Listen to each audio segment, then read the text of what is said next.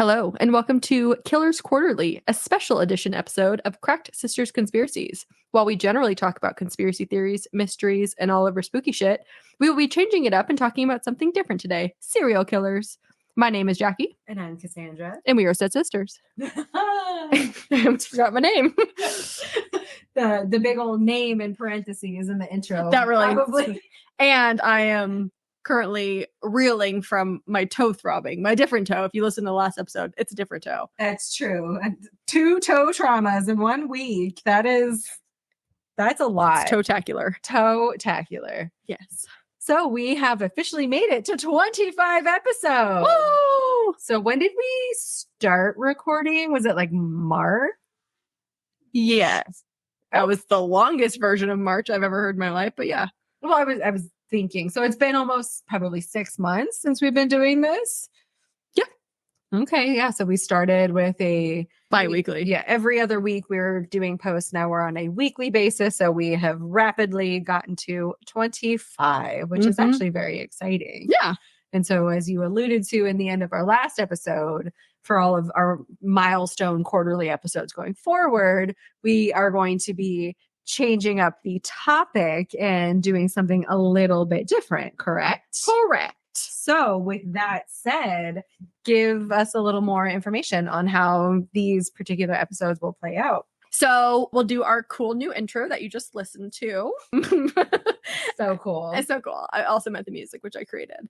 And then basically we're both going to share a story instead of just one of us covering one story. We're both going to share a story and we're going to be covering different serial killers. Yes. So these episodes will be extra long because there are 2 presentations. 2 presentations happening to really capitalize on that time. Yeah.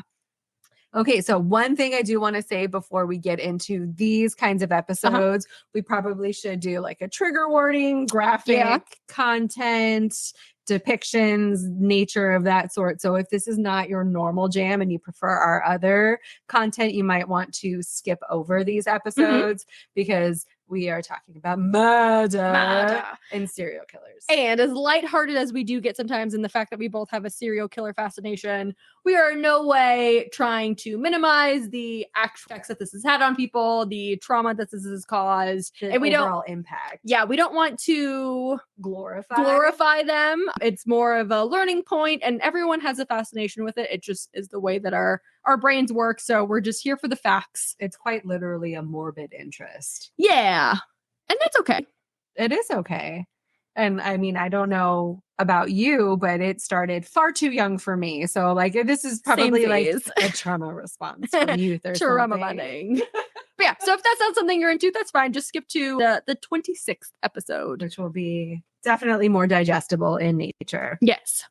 Okay, so with that, you're going to start the first. So this was kind of suggested to me by Ashley, whom I mentioned before in the Marilyn Monroe episode. That's right. She's my hairstylist. Yes. She was doing my hair and she asked me if I had heard about the new serial killer that was just found in 2023. And I said, no, I have no idea what you're talking about. So she was so excited to tell me about him. So I've done research. So that's who I decided to cover because he literally was just caught this year. And he is the Long Island serial killer. And that is so funny because I have no idea who this person is. I have heard nothing about it. And in the year 2023, I feel like the concept of like new serial killers isn't a thing that happens. I mean, technically he's not new, but he was found. Sure. But I feel like everything happened in so long ago where it's just, it almost doesn't seem real, if that makes sense, because it was before our lifetime in a lot of these instances. So the fact that it's someone who's living, breathing in our time, that's very cool. So I'm definitely curious to hear more about it. Well, let me tell you about him. Okay. So like I said, this is the coverage of the Long Island serial killer. So the Gilgo Beach killings happened between 1996 and 2011, in which time the bodies of 11 or 18, depending on which sort you look at, victims had been found on Gilgo Beach, which is located on the south shore of Long Island, New York. This one was a little difficult just because I know nothing about New York, and I'm going to botch some of the pronunciations of the places, but otherwise. Like Gilgo. I just keep thinking. Bilbo Baggins. Oh, I was thinking dildo. But Bilbo is probably a better... Okay, pop quiz. What's Bilbo Baggins from? Lord of the Rings. Fucking loser. All right. So the first discovery of human remains were located on December 11th, 2010 by the side of Ocean Parkway in Oak Beach. Got it. Police had been searching for 24-year-old Shannon Gilbert, who had disappeared in that area about 7 months prior in May 2010 after she fled from a client's home and was seen banging on a neighbor's door asking for help. A client? What did she do? You'll find out. Okay. She somehow made it a 23-minute 911 phone call, basically saying they're trying to kill me and begging for help.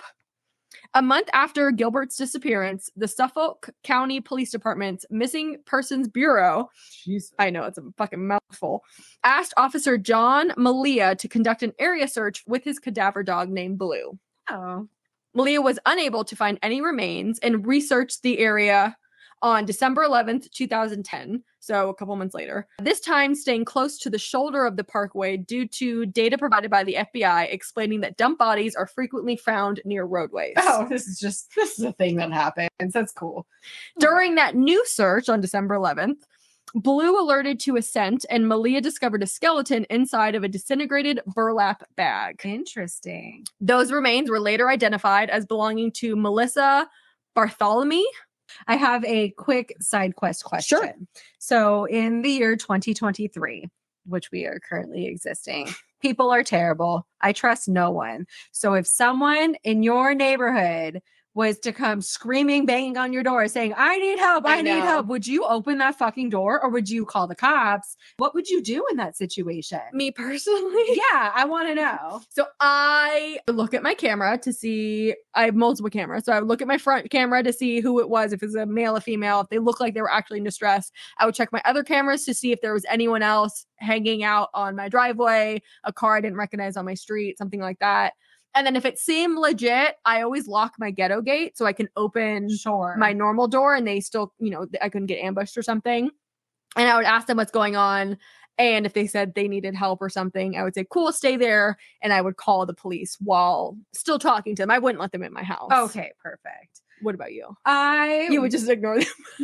Shut the blinds. I mean, the millennial reaction in me, we were scarred as children. I know. Don't ever open the door for anyone other than mom or dad. I know. And I'm a parent. Usually I am at home with Gracie. Evan's not always with me. And so we're actually really bad. I should probably keep my door locked more frequently. But if someone were to bang on my door, I would have a gun in my hand. I forgot. I would panic in that moment. Would not remember the code to get to any of the guns in the home. So I would probably just immediately call the cops. And That's be like, fine. What the fuck? Or I would call you. Not that that's going to matter soon, but that's true. But yeah, I would be like, there's something happening. And that is a known tactic right now for robberies. They'll have usually a female come to the door saying that they need help. And as soon as you open the door, 2 to 5 other men will ambush you in your home. Right. And I don't currently have a setup where I would have visibility of things at the front of the house, which is actually the back of the house, the front of the house. Side, I don't know. The setup of my house is a little weird. And that's part of the reason that we want that gate up front is to restrict access to the house, period. Mm-hmm. But yeah, I am so distrusting of people that I feel like it would maybe be something like that. And so I have a kid. I don't want to put anything at risk. So and there's no harm in just saying, cool, I called the cops for you. you. Yeah, that's totally acceptable. Right? Okay. I was just curious. Okay. Continue. So now we're going to talk about the first body that was discovered.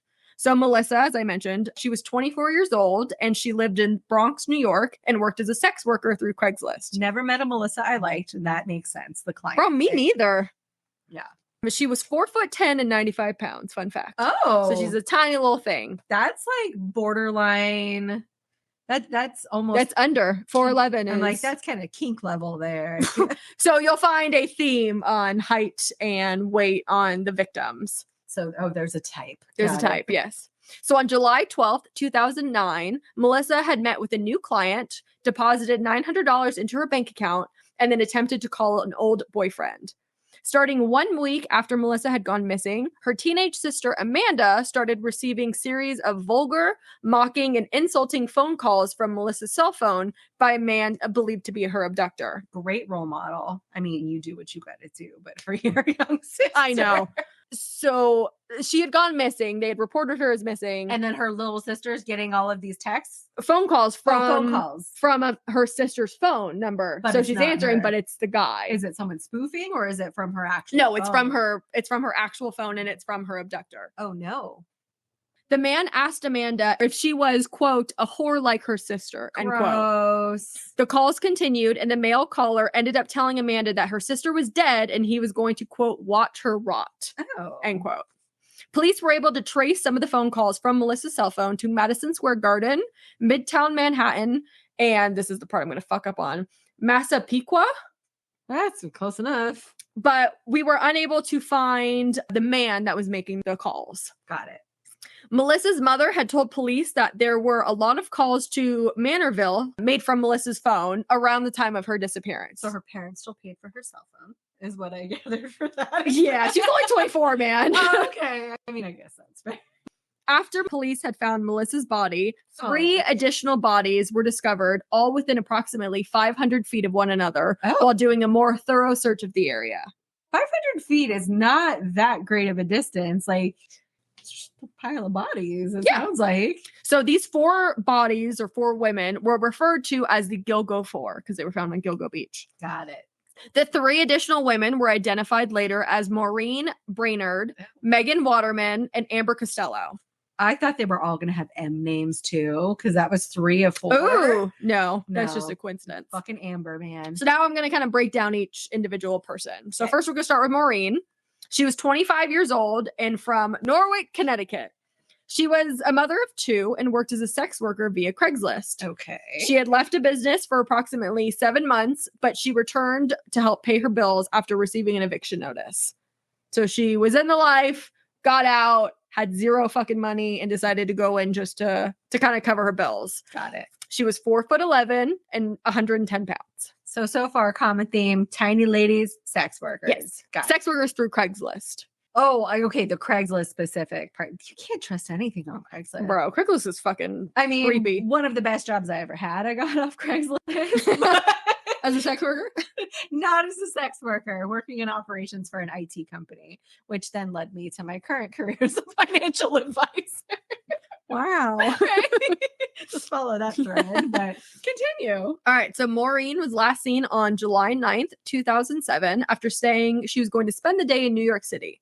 In the evening, she called a friend in Connecticut and told her she was planning on meeting a client outside of the Super 8 motel in Manhattan. Shortly after Maureen's disappearance, her friend Sarah Carnes received a phone call from an unknown number. The man on the phone told Sarah that he had just seen Maureen alive and stated she was staying at, quote, a whorehouse in Queens. The man was unable to tell Sarah where this whorehouse was and stated he would call back with an address, but he never did. Liar. Sarah stated that the man that called did not have a discernible New York or Boston accent, which is not very prevalent. Yeah. Got it. Megan Waterman. She was 22 years old and from West Babylon, New York. She was a mother of 1 and worked as a Craigslist escort. She was 5'5" and an unknown weight, so she's a little bit taller. 5'5". That's my height. I haven't been on Craigslist in years. On June 6, 2010, she had placed an ad on Craigslist and she had been staying in a motel near Hapagage, New York. So sorry, New Yorkers. And that was 15 miles from Gilgo Beach. One day prior to her disappearance on June 5th, 2010, she told her 20-year-old boyfriend that she was going out and she would call him later. But unfortunately, she never did. Amber Costello. She was a 27-year-old from Charlotte, North Carolina. She had been sexually assaulted by a neighbor when she was 6 years old and had been a strong student prior to becoming addicted to drugs, specifically heroin, as a teenager. Well, that's sad. I know. After leaving her second husband in Clearwater, Florida, she moved to West Babylon, New York, where she worked as a sex worker and still battled her heroin addiction. She was 4'11" and 100 pounds. On September 2nd, 2010, Amber went to meet a man who called multiple times and offered to pay her $1,500 for her services. Her family had believed Amber was in a residential drug rehab center, so she was not immediately reported as missing when she stopped communicating with her family. But now we're going to talk about some additional found victims. In addition to the 4 ladies. Yes. Got it. On March 29th, 2011, partial remains of 20-year-old Jessica Taylor were found along Ocean Parkway. The remains were of her skull, hands, and forearm. 8 years later, on July 26, 2003, Jessica's naked and dismembered torso was discovered over a sheet of plastic atop a pile of scrap wood, missing her head and hands from Manorville, New York. Manorville was about 45 miles east of Gilgo Beach. So still relatively local. Yeah. She had a tattoo on her body that had been mutilated by a sharp object. Jessica had been living in Manhattan and was a sex worker, and she went missing on July 21st, 2003, 5 days before her partial remains were found. On April 4th, 2011, 3 additional sets of remains were found off the parkway near Oak Beach and Gilgo Beach. The remains were of an unidentified female toddler, aka Baby Doe, an unidentified Asian male, and 24-year-old Valerie Mack. So the Asian male's a twist. He fits in later. Was he also a sex worker? Okay, we'll get to that. We'll get to him now. Okay. So Baby Doe was estimated to be between 1 and 4 years old. Oh my God. And she was found 250 feet away from Valerie Mack. Baby Doe's body was found wrapped in a blanket and had no signs of trauma. Thank God. But I mean, she's still dead. I know. She had been wearing a gold necklace and gold earrings. Okay, so now Valerie Mack, who Baby Doe was found 250 feet away from, she was 24 years old and had been living in Philadelphia and working as an escort. She was 5 foot and 100 pounds. Valerie had gone missing in 2000. Just like Jessica Taylor, partial remains of Valerie had been found on November 19th, 2000 in Manorville. Her torso was found wrapped in trash bags and dumped in the woods near the intersection of Halsey Manor Road and Mills Road. So for both of these people, part of their remains were located a certain year, and then multiple years had passed before the rest of their remains had been found in a different area. Yeah. That's a lot of like body parts to keep track of. It is, honestly. On April 4th, 2011, approximately 11 years after finding her torso, Valerie's head, right foot, and hands were discovered. Her right foot had been cut off high above the ankle, possibly to conceal a tattoo or identifying marks. That makes sense.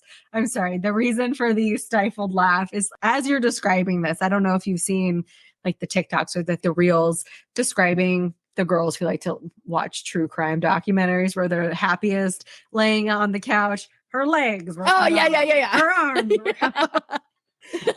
Yes. So fucked up, but it's so true. It is. All right. 2 additional bodies were found on Nassau County, also on April 4th of 2011. So we're at least 20 some odd years for the span because body parts were found in 2000. Yeah. So it's from 1996 to 2011. Oh, even more. Damn, that's a long time. It's not that the killings were active that whole time. It's that sprinkling of it's body that they parts kept being found later and later. Yeah. Were they preserved? No. So they're just in like random states of decomposition. Mm-hmm. Okay. So as I stated, 2 additional bodies were found in Nassau County on April 4th, 2011. 34-year-old Karen Vergata and an unknown African-American woman nicknamed Peaches. Karen Vergata was a 34-year-old woman from Manhattan where she worked as a sex worker. On April 20th, 1996, her severed legs were found in trash bags on Fire Island, and 15 years later, on April 4th, her skull and several teeth were found on Tobay Beach. I don't want to minimize anything that you just said. Quick side quest thought again. Is Fire Island a real place? Because I always thought it was just this like that documentary, the place for the gays. No, that's a real place. It is? Yeah. So I only know it from the last season of American Horror Story. Okay. It was like all gay men, and the killer was like this big bondage dude, and they were on Fire Island for some reason, and it was all gay men, but I had never specifically heard of it. Okay, so it is real. It is there a higher likelihood that the inhabitants of Fire Island are homosexual beings? Is that true? Or I don't know. I didn't look into it. I was just curious. Okay, I was under the impression that place was just not real. No, it is real. Oh, okay. I just don't know the sexual orientation of its the members. Gay connotation might not be accurate, and it also might be misremembering or weaving in a memory from. Well, if they had a 30 Rock. Well, if they had that was the whole premise of American Horror Story, that it's all gay men that were being then killed. I feel like probably- it's got to be somewhat realistic. Sorry for the digression. Back to That's the okay. murder. So Peaches, or Jane Doe number 3, was an unknown aged African-American female. Her torso had been found on June 20th, 1997, inside of a green plastic Rubbermaid container next to a road in Hampstead Lake State Park in the town of Lakeview, New York. Peaches had a tattoo on her left breast of a heart-shaped peach with a bite taken out of it and 2 drips falling from its core. That's her nickname. In 2016, DNA testing was able to confirm that Peaches was Baby Doe's mom. Oh, so it's not the woman that she was found next to. She was also found. Oh, next she to wasn't Peaches. in, yeah, I in haven't the body got pile. correct. She was only 250 feet away or something. Got it. Because I was thinking it was the lady with the K. What was her name? Karen Vergata. Oh, okay, that's so yeah. Karen, Baby Doe, Peaches, all found and together. the Asian male were all kind of found together on this second outing / search. And Peaches was the mama. Peaches was Baby Doe's mom. Hmm. On April 11th, 2011, police found more dismembered skeletal remains of Peaches inside of a plastic bag near Jones Beach State Park. She had been found wearing gold jewelry similar to the jewelry found on her daughter, Baby Doe. Lastly, the body of an unidentified Asian male had been found on April 11th as well. The victim had been found wearing women's clothing and was possibly a transgender woman. Gotcha. The victim was between 17 and 23 years old and was 5'6" with an unknown weight. The male had died from blunt force trauma. He wasn't dismembered. I think it was just he thought it was a woman. Yeah, and then he just died. Yeah, or got killed. That's sad. It is, but at least he didn't get cut off. He wasn't assaulted. He wasn't any of that. But I mean, you're dead. I'm sorry. I know. So those were all the victims. Like I said, there are more victims that are potential to this specific killer, but nothing that's been. These are the confirmed ones. Yes. So now we're going to talk about the police investigation. In June of 2011, Suffolk County Police announced a $25,000 reward for information leading to an arrest of the Long Island murders. On November 29th, 2011, police announced that they believed one person was responsible for all 10 murders, and they believed the perpetrator was almost certainly from Long Island. On December 10th, 2015, the Suffolk County Police Commissioner announced that the FBI had officially joined in on the investigation. The FBI had previously assisted in the searches of victims, but it had never been officially part of the investigation. And there was a little blurb about the police commissioner was arrested and charged for various crimes. And it's believed that he was intentionally keeping the FBI out. He didn't want to invite them in for whatever reason. But this story's not about him, so I didn't really go into it. Got it. On September 12th, 2017, Suffolk County prosecutor Robert Biancavilla stated he believed a convicted murderer, John Bichroff, so we're just going to call him John B., had committed some of the Galgo Beach murders. John B. was arrested in 2014 after his DNA was found on the bodies of 2 female sex workers. He was convicted in May 2017 for those 2 murders. Some reasons that Robert Biancavilla believed John B. to be responsible was because he lived in Manorville. He was a hunter who was said to have enjoyed killing animals. And people are the most dangerous game. He was a carpenter with access to hacksaws and electrical saws, and those tools very well could have been used to dismember the found bodies. Well, considering the volume of bodies, that's a lot of breaking down that you need to do. And he was convicted of killing 2 sex workers. I mean, that too. Also, one of John B.'s victims' daughters, so the victim of John B., their daughter, was best friends with Melissa Bartholomew, the one of the Gilgo Beach 4.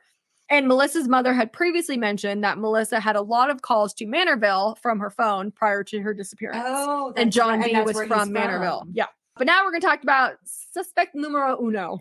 Okay. July 13th, 2023, 59-year-old architect Rex Andrew Hewerman was arrested and charged with 3 counts of first-degree murder and 3 counts of second-degree murder related to the deaths of Melissa Bartholomew, Megan Waterman, and Amber Costello, 3 of the 4 Gilgo 4 victims.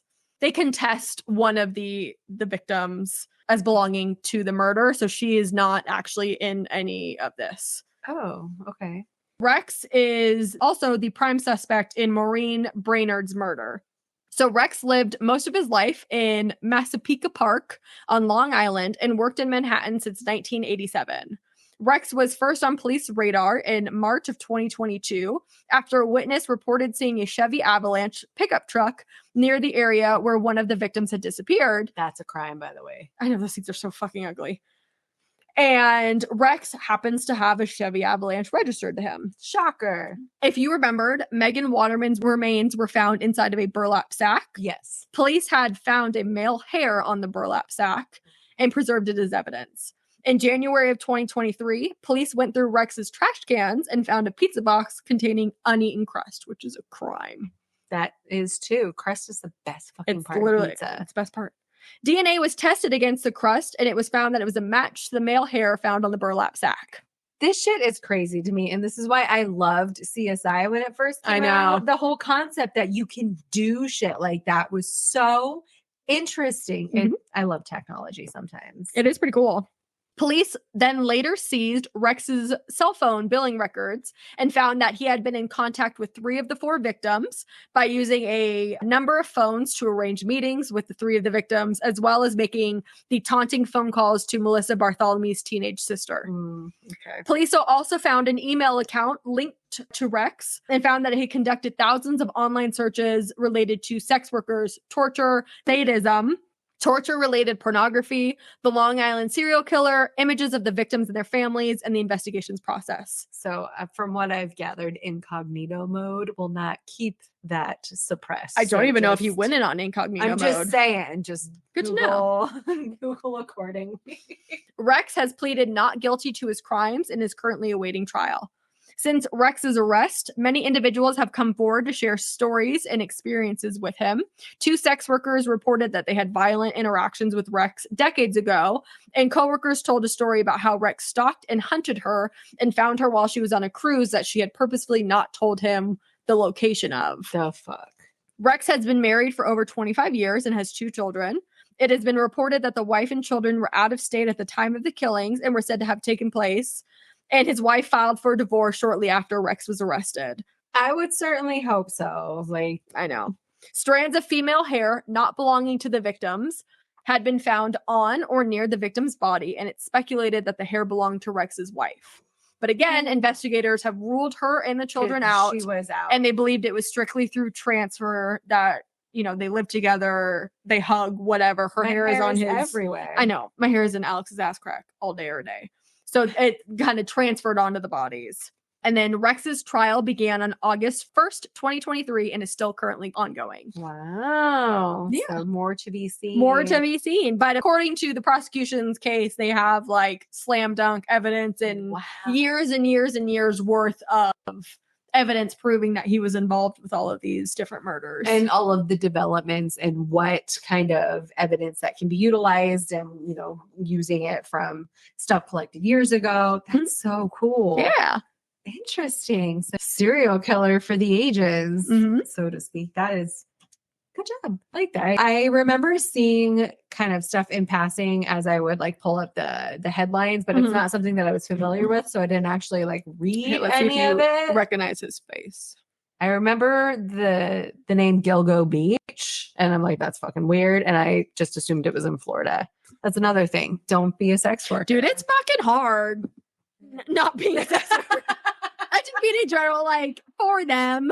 I have no experience with that, but you're trying to fucking pay your bills and pay your fucking rent. That does not sound like a life I would want. But dude, it's rough because you're one of the number one most preyed upon because you're so considered vulnerable. You're so vulnerable because you're considered dispensable by some people. You're less likely to be believed if you want to report a crime.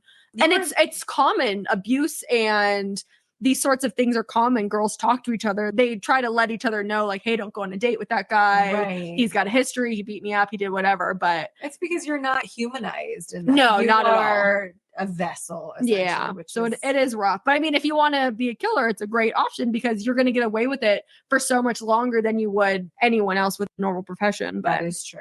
So who did you cover? Okay. So for my mini profile of a serial killer, the famed killer that I chose today is actually the first one that I was really ever exposed to. Like I had alluded to previously, I started my fascination very, very early in life. And that was because I spent a good deal of time lurking in Borders bookstores and the library. And RIP Borders, by the way. Dude, Borders was the tits. Oh my God, I spent so much time there. I would run away from Boys and Girls Club and hang out there. Because it was right there. It was. It was great. They had snacks, they had books. You can just chill. And I didn't know you weren't supposed to just read the books and then put them back when you were done. Because But I would come every week and library. I would finish a book. But I only read inappropriate books. Absolutely. I read Ron Jeremy's How to Fuck Like a Porn Star. Because let's be real, the stuff that you can find at Borders, you're not really going to be able to get at the public library. No. And also, if you like check that out, there's going to be a record of it. Right. Jenna Jameson, she had a book. Oh, yeah. I read the Heroin Diaries by Nikki Sixx. Oh, It's a good time.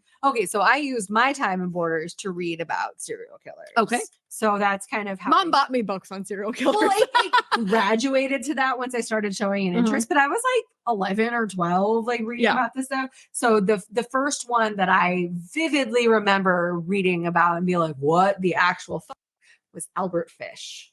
Do you have any idea who this man is? Was he a pedophile?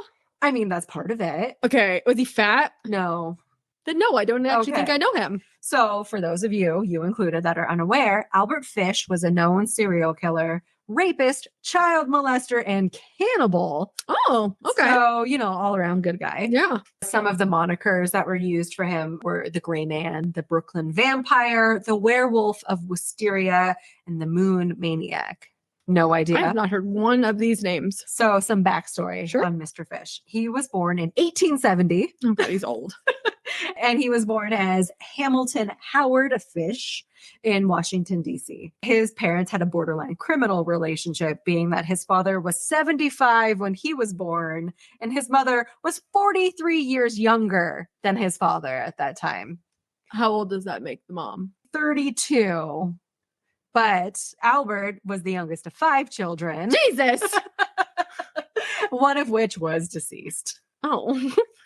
Albert spent much of his time at an orphanage. His father ended up dying of a heart attack when he was 5 years old. His dad was 80 at that time. So that's like not surprising, but he was like still working. So he just kind of dropped dead, and not in the field, but on the job. In the 1800s, living into your 80s, that's like a big accomplishment. That is, yeah. His mom had no fucks to give, though, and was like, I am not about raising all of these kids by myself. So she handed him over to an orphanage where he earned the nickname Ham and Eggs because his name was Hamilton. Okay. And given his unfortunate name, he decided to go by Albert later on, which was actually the name of his deceased brother. So he just essentially like assumed his identity. That's a little weird, but okay. It's so weird. At least like make up a name, like a cool name. Right? So the Fish family overall was just a big old poster child for mental illness. Oh, okay. With many of aunts, uncles, siblings being afflicted, including his mother, who suffered from auditory and visual hallucinations. Okay. Fish himself was a little off from an early age as well. While he was in the aforementioned orphanage, he was regularly physically abused. And he actually started to derive some enjoyment from the pain that he was experiencing from being beaten. Okay. Which, I mean, as a kid, he was like 5, 6 years old. That's like really young to have that kind of kink develop. But, his mom eventually. Fun fact. Yeah. Between the ages of like 3 and 8 or somewhere around there, that is when you are developing your love map. What the fuck is a love map? I don't know if that's a technical term of it, but basically that's when because obviously that's usually when your childhood trauma is going to happen. If you're going to be sexually abused, physically abused, mentally abused, it's usually within that sort of time frame. But during that age frame is when you kind of establish in your brain and through your perception what a normal relationship is. What you see is kind of what you So let's say you see mom and dad hugging and kissing, being very nice and affectionate. That's going to be put on your love map as a place that you want to go. And then let's say you are like a year later and your parents are now beating each other, or your dad's beating your mom, and that's something you see all the time. That gets imprinted on your love map. So all these things that you're taking in at a very young age is imprinted, and that is what makes up your love map. And that's when you get older is what you perceive love as. That's what you get sexually aroused from. That's what you get gratification from. That's how you think relationships should be, and you can't change it. Oh, fuck. So fun fact. So maybe like hug your husband more. Right? Like, your kid's already fussed. I'm like, oh my God. Like, as I'm sitting here thinking, like, we show her a lot of affection. Like, there's a lot of love that is exchanged with her, but that's okay. But it's like, so that's why I love my husband, but we are not You're not affectionate by people. nature. But that's why like kids that are sexually abused very young usually become abusers, because that has been imprinted on their love map that older people love younger people, and that's how love is expressed. So they have no choice but to, that's just imprinted in the brain. So at worst, my kid's gonna be a cat when she gets older. That's fine. I mean, she knows what love is. Jesus. But anywho, yeah, so he liked getting spanked and then some from very early on. So as I was saying, his mom eventually got her shit together, got a job, and got him out of the orphanage, allowing him to have a normal life that any 12-year-old boy would have at that point. Just kidding. Oh, I was like, okay, cool. Right? And that's the end of his happy story. No. So 12, he ended up starting up a relationship with a telegraph boy. Remember, this is the 1800s, so it's like a paper boy? No, a telegraph. Do you know what a telegraph? No, a telegraph. It's essentially like someone hand delivering a piece of mail. Like, I have a message. Like a carrier pigeon?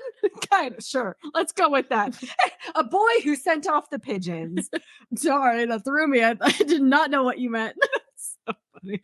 Anywho, he started up this relationship. So a young... Okay, so he's gay. Okay. Young gay relationship. And they were introducing each other to a whole new world, one that included questionable practices. And I'm sorry, you said he was 12? He was 12. Okay. Yeah, and the boy was of a similar age. Okay. And so they started experimenting together, exploring things. And these practices included drinking urine and eating literal shit. So there were technical terms for them, but I couldn't pronounce them. So I didn't feel like adding them in. Cool. But it, that's just like the tip of the iceberg, because it just gets way it's all downhill from there. Cool. And there is no positives like at all in this guy's story. Okay. Seatbelt up. As a young man, he had relocated to New York City, so about 20s or so. And while he was there, he served as a male prostitute who also on the side liked to molest and rape young boys. Oh. And when I say young, I mean like young, like kindergarten age, like 4 or 5-year-olds below. And so at that point, he was still tethered to his mom, and she thought that it would probably be in his best interest if he like got his shit together and just settled down and married a nice young lady. And he begrudgingly obliged her wishes, and through an arranged marriage, married a woman named Anna Mary Hoffman, who was 9 years younger than he was. Okay. So, I mean, he was 20 or so she was a child. Yeah. And they went on to have 6 children together. Okay. The only bit of good news is that there is no record or accounting of him abusing his own kids. Okay, that's something. His wife actually ended up leaving him. They had a handyman who had been living in the house to pay rent and stuff. I'm sure she recognized that her husband's a fucking freak and was like, or gay, or any of the questionable things. And so she left him and took everything that they owned except for the kids and left him to, rock the single dad life. Lovely. Jesus. So with that, I think we're going to pivot to all of the awful, crazy shit that Mr. Albert Fish did. Alrighty. So we are going to start with 19-year-old Thomas Bedden. When Fish was 40, so we're fast forwarding, we kind of glaze over essentially the upbringing and life of his children because it seemed relatively normal. Okay. Quote unquote normal. So he really started to hit his stride when he hit that midlife crisis that most men are prone to. Mm-hmm. And so at the age of 40, he struck up a relationship with Bedden, who again was 19 years old. So more than half his age. Yeah. He met him while he was working in Delaware. And according to Fish's confession, so all of this is firsthand accounting. He's confessed to all of the awful, awful things that he's done. So this is where all of this information's come from. Okay. So according to Fish, the two of them had engaged in a sadomasochistic relationship. Mm-hmm. And it was stated that Bedin was also intellectually disabled. Okay. So that will become a common theme in his, choice of victims. After about a week and a half of romping around with his little boy toy, Fish thought it would be prudent to spice things up a bit and brought him to an old farmhouse where he proceeded to torture this poor kid over a 2-week period, culminating in Fish tying Thomas up and lopped off half his dick. Just half. He stated that he had actually planned on killing this guy and he wanted to cut up the body, take it home, and probably eat it at that point. But he thought better of it because it was like the summertime and he thought with the heat, it would give him away and he would draw too much attention. So he decided not to go that course.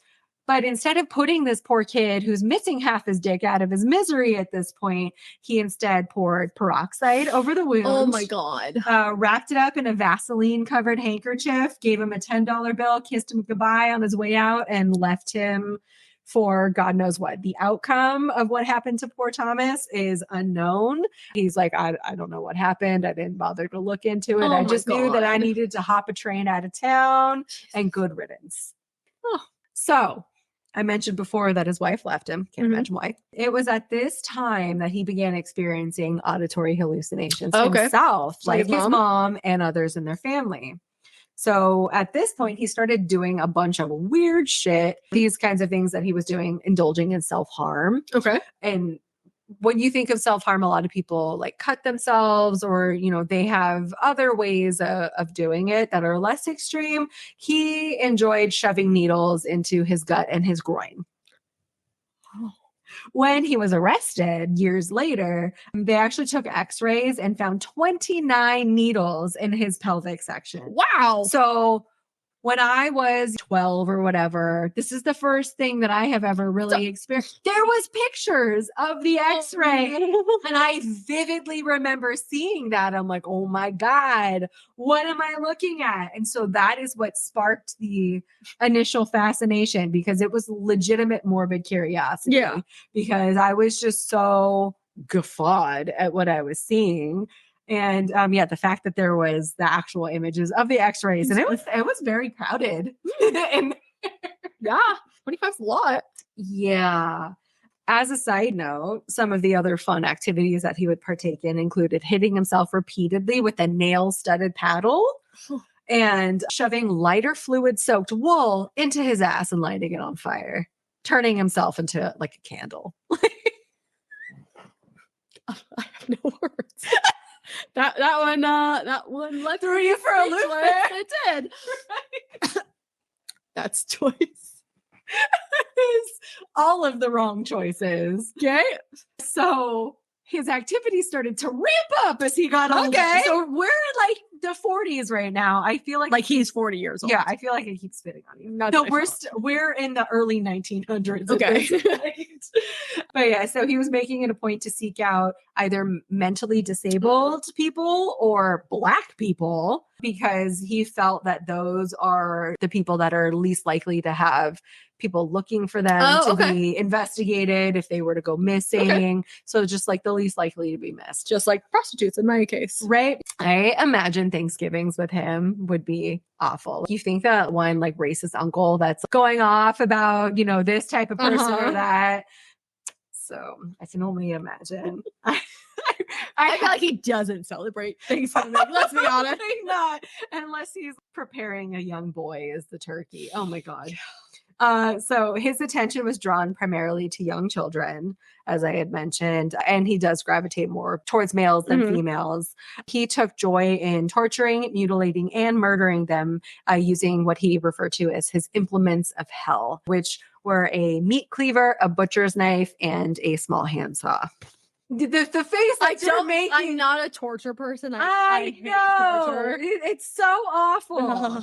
So some kids he only molested along the way. So they got off kind of easy. He did attempt to lure a couple of them like back to his place with some nefarious intentions.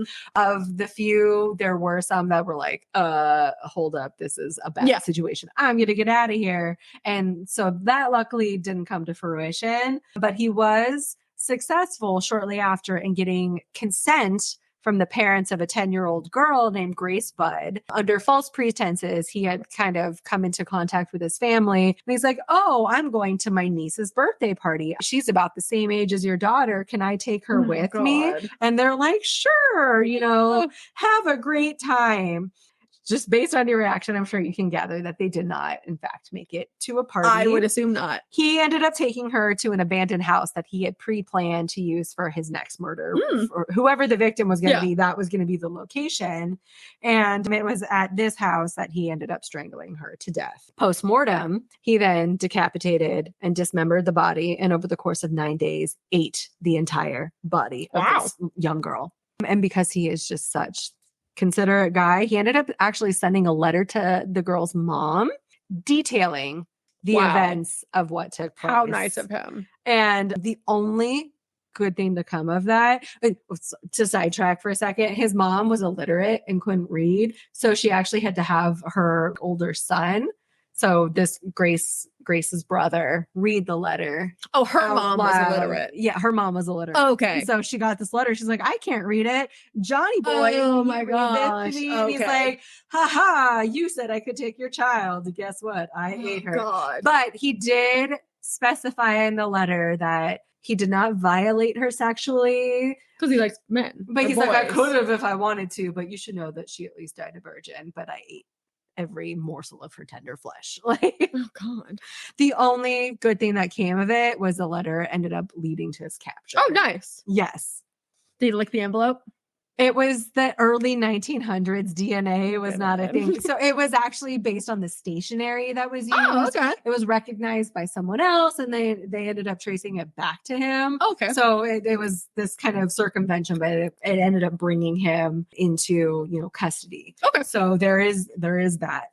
So while he was detained, he just kind of open book, you got me. I might as well just confess to all of my transgressions. Let me give you every gory detail, since what else am I going to do? Mm-hmm. So Albert Fish is believed to have killed at least 3 children and was a suspect in at least a dozen other murders. He himself claimed to have sexually assaulted at least 100 boys. Jesus. And also asserted that he had murdered a child in each of the 23 states that he had lived in. But like I said, only 3 were confirmed, and then he was only suspected of a couple others. Mm-hmm. But he's insistent that he did way worse. Okay.